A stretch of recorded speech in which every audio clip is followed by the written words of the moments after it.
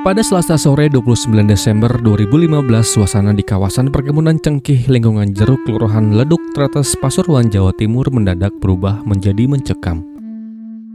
Sekitar pukul 3 sore, seorang warga yang bernama Musin yang baru saja pulang kerja melintas di lokasi itu. Dari kejauhan dia melihat sosok yang tergeletak tengkurap di semak-semak dan sempat mengira itu hanyalah orang yang sedang tertidur.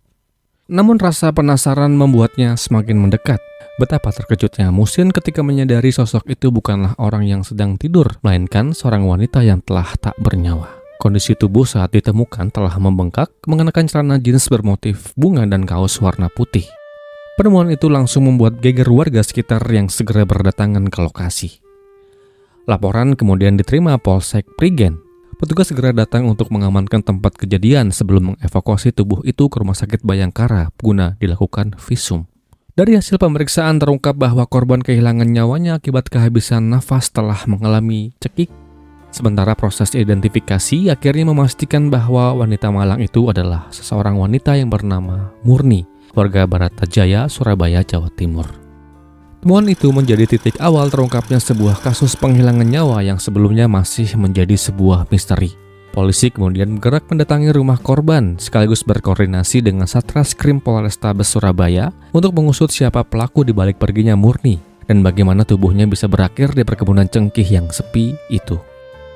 Ibu Murni adalah seorang lansia yang di tahun 2015 yang lalu tepat berusia 50 tahun. Dia tinggal di Jalan Baratajaya, Surabaya dan memiliki seorang putri cantik yang bernama Ferry Sri Kurniawati alias Feve. Keseharian Ibu Murni dikatakan dia memiliki sebuah usaha perdagangan yang ia jalani di Pasar Manyar, Surabaya. Selain dikenal sebagai sosok yang ulet dan rajin bekerja, Ibu Murni juga merupakan seorang ibu yang sangat menyayangi anak dan cucunya. Rasa sayangnya kepada sang cucu bahkan begitu besar, hingga ia sampai-sampai tak mengizinkan ayah kandung anak itu untuk dibawa pergi. Alasannya cukup masuk akal. Menurut Ibu Murni, pria itu nggak pernah memberikan nafkah maupun bertanggung jawab terhadap anaknya, sehingga dia khawatir sang cucu akan hidup menderita jika diasuh oleh ayahnya. Namun siapa sangka, keputusan yang dia ambil demi melindungi cucunya itu justru menjadi awal dari sebuah tragedi kelam. Hubungan yang semakin memanas dengan sang menantu perlahan berubah menjadi dendam. Hingga akhirnya Murni masuk ke dalam sebuah pusara kejahatan yang dibuat oleh menantunya sendiri. Si pelaku nekat menghabisi nyawa mertuanya sendiri, lalu membawa tubuh korban berkeliling melewati 4 kota demi mencari lokasi yang dianggap paling aman untuk membuang dan menghilangkan jejak kejahatannya. Dan lalu, apa yang sebetulnya terjadi dan bagaimana kisah ini selengkapnya? Jadi begini.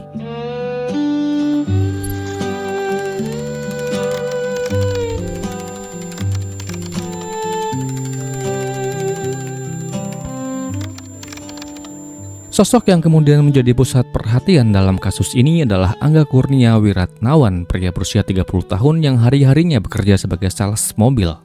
Di balik pembawaannya yang tenang dan santai ini, Angga memiliki sebuah kehidupan rumah tangga. Angga diketahui telah menikah dan memiliki 2 orang anak. Angga menjalaninya dengan bahagia.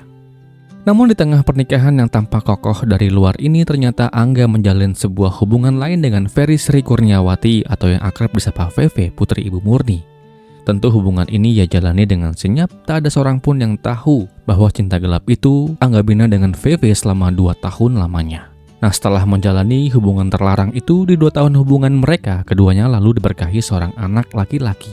Karena merasa telah saling mencintai, Angga dan Feve akhirnya memutuskan untuk menikah secara siri. Namun hubungan itu sama sekali tidak mendapatkan restu dari Ibu Murni. Sebagai seorang ibu, Ibu Murni menolak hubungan itu, sebab Angga saat itu masih bersatu sebagai suami orang dan telah memiliki 2 orang anak dari istri sebelumnya. Meski mendapatkan penolakan, Angga pantang mundur. Dia berusaha meyakinkan Feve dan keluarganya bahwa dirinya serius membangun rumah tangga bersama dengan Feve. Sebagai bukti kesungguhan hatinya, Angga bahkan sampai-sampai menceraikan istri syahnya dan janji akan menikahi Feve secara resmi setelah proses perceraiannya selesai.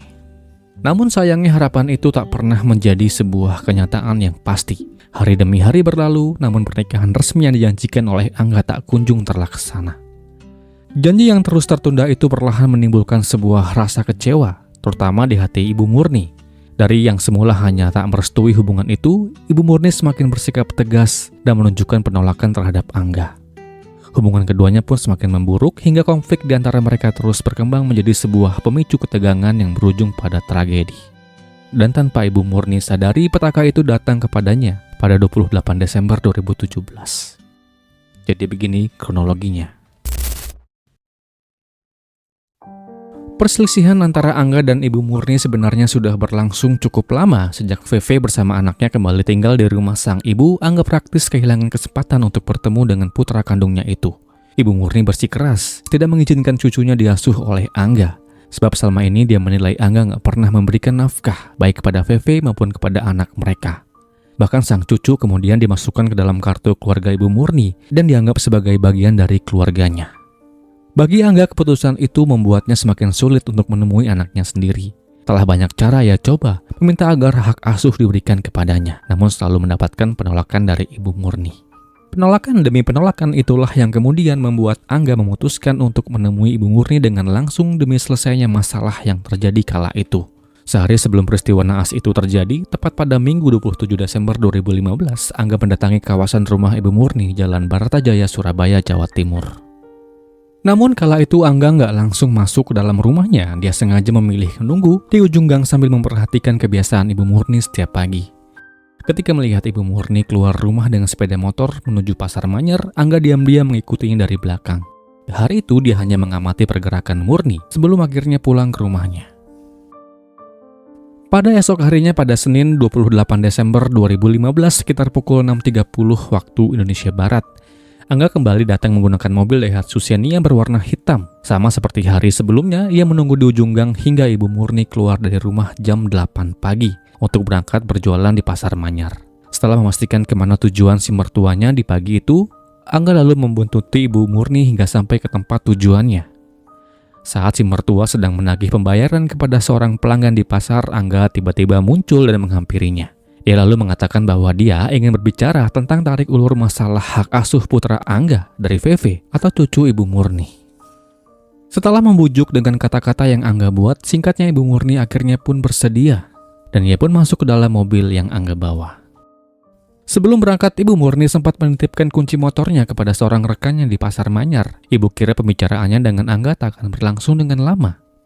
Mobil kemudian melaju menuju kawasan Jalan Kertajaya dan berhenti di depan sebuah bangunan restoran yang sudah tak beroperasi lagi. Di tempat yang sepi itu, pembicaraan mengenai hak asuh anak kemudian berlangsung. Kala itu Angga meminta agar putranya diserahkan untuk diasuh olehnya. Namun Ibu Murni kembali menolak permintaan itu dengan alasan yang masih sama, bahwa Ibu menilai Angga lepas dari tanggung jawabnya. Tak berhenti sampai di situ, Angga juga meminta ponsel milik Ibu Murni dengan alasan ingin mencari nomor baru VV dan anggota keluarga lainnya agar anaknya bisa diantar untuk menemuinya. Permintaan itu tetap juga tak mendapatkan kata setuju dari Ibu Murni. Kondisi yang awalnya hanya sebatas perdebatan verbal perlahan menjadi berubah pertengkaran. Saat si ibu tetap mempertahankan telepon genggamnya, Angga berusaha merebutnya dengan paksa. Dalam kondisi emosi dan gelap mata, Angga melayangkan tangannya hingga mengenai pelipis kanan Ibu Murni hingga kepalanya membentur dashboard mobil. Setelah itu Angga berpindah ke sisi tempat duduk ibu dan dengan mengejutkan Angga naiki tubuh Ibu Murni lalu mencegarnya. Ia lakukan tindakan itu dengan kedua tangannya hingga Ibu Murni tak lagi bergerak. Cukuplah lama Angga memastikan tubuh Ibu Murni tak lagi bergerak. Hingga akibat dari kekejian itu Ibu Murni diam 1000 bahasa, lemah dan dia pun dipanggil Tuhan yang Maha Kuasa. Saya ucapkan duka yang mendalam. Sadar bahwa Ibu Murni tak bernyawa lagi, Angga tidak langsung melaporkan hal itu kepada pihak yang berwajib. Alih-alih dia kemudikan mobilnya, mengisi bahan bakar di sebuah SPBU dan lalu mencari lokasi untuk membuang tubuh mertuanya itu. Perjalanan itu membawanya berkeliling dari Surabaya menuju Gresik, kemudian ke Lamongan. Namun dikarenakan lokasi yang dituju masih ramai dan dilalui oleh warga, ia kemudian membatalkan niatnya dan kembali melanjutkan perjalanan ke arah Mojokerto hingga akhirnya menuju kawasan Tretes di Pasuruan, Jawa Timur. Di tengah perjalanan itu, Angga juga sempat berhenti untuk mengganti pakaian yang dikenakan oleh Ibu Murni dengan kaos putih yang ia beli dari sebuah minimarket di Gresik. Tak lupa ia juga melepaskan perhiasan yang dipakai oleh korban, termasuk mengambil telepon genggam, uang tunai dan barang-barang pribadi lainnya sebelum kembali melanjutkan perjalanan. Saat tiba di kawasan perkebunan cengkih di lingkungan Jeruk, Kelurahan Leduk, Kecamatan Prigen, Pasuruan, Jawa Timur, Angga menghentikan mobilnya. Ia berusaha mengangkat tubuh Ibu Murni, namun karena terasa nggak kuat, tubuh korban lalu diseret hingga ke tepi jurang sebelum akhirnya didorong ke bawah. Setelah itu Angga meninggalkan lokasi dan kembali ke Surabaya sambil membawa barang-barang milik Ibu Murni dan selesai. Tubuh malang Ibu Murni ditemukan oleh seorang warga yang kebetulan melintas seperti yang dijelaskan di awal video. Setelah penemuan itu dan setelah diketahui penyebab kepergiannya, petugas dengan sigap melakukan investigasi. Dari keterangan sejumlah saksi di Pasar Manyar, polisi memperoleh petunjuk yang penting. Salah seorang pedagang mengaku sempat melihat Murni meninggalkan pasar bersama dengan seorang pria yang datang menggunakan mobil. Dan ciri-ciri pria itu mengarah kepada Angga, menantu siri Ibu Murni yang selama ini memang diketahui memiliki masalah dengan korban. Namun polisi belum berhenti sampai di situ. Mereka terus menyusun potongan demi potongan, hingga akhirnya menemukan petunjuk yang tak terduga, yakni sebuah kaos putih yang dikenakan Murni saat tubuhnya ditemukan. Kaos itu ternyata bukanlah pakaian yang dikenakan oleh korban saat terakhir kali meninggalkan rumah. Dari label dan barcode yang masih menempel pada kaos itu, penyidik berhasil melacak asal pembeliannya. Data penjualan menunjukkan hanya ada 4 transaksi kaos dengan barcode yang sama di seluruh negara Indonesia dalam rentang waktu yang sama pada saat itu. Setelah mencocokkan waktu transaksi, lokasi penemuan jenazah, serta jalur yang diduga dilalui oleh pelaku, penyelidikan akhirnya mengerucut pada sebuah minimarket yang ada di kawasan Gresik. Rekaman CCTV minimarket itu kemudian diperiksa. Di sanalah polisi melihat seorang pria membeli kaos putih yang identik dengan kaos yang dikenakan oleh Ibu Murni. Saat rekaman itu diperlihatkan kepada keluarga korban, mereka langsung notis bahwa pria itu adalah Angga. Pada 31 Desember 2015 malam, petugas Resmo Polrestabes Surabaya berhasil melacak keberadaan Angga di kawasan Rungkut Menanggal dan langsung melakukan penangkapan. Dalam pemeriksaan, Angga akhirnya mengakui seluruh perbuatannya. Mulai dari Ibu Murni dalam mobil, membawa tubuh korban berkeliling 4 kota, hingga akhirnya membuangnya di perkebunan Cengkih, serta mengambil barang-barang berharga milik korban.